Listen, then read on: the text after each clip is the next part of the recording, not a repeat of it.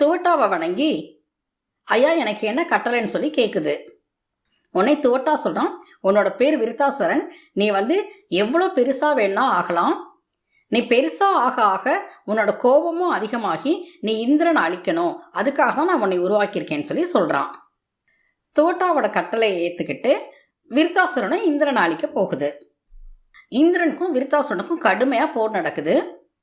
இந்திரன் தன்னோட வஜ்ராயுதத்தை பூதத்து மேலே வீசுறான்.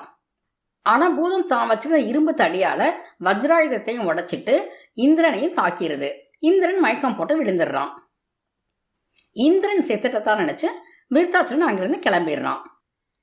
இந்திரன் மயக்கம் தெளிஞ்சு எழுந்தவன, நான் உயிரோடு இருக்கிறது தெரிஞ்சா விருத்தாசுரன் என்னை திரும்பவும் அழிக்க வந்துடுவான், அதுக்குள்ள அவனை அழிக்க நான் ஒரு வழி கண்டுபிடிக்கணும்னு சொல்லிட்டு திரும்பவும் பிரம்மாவை தேடி போனான்.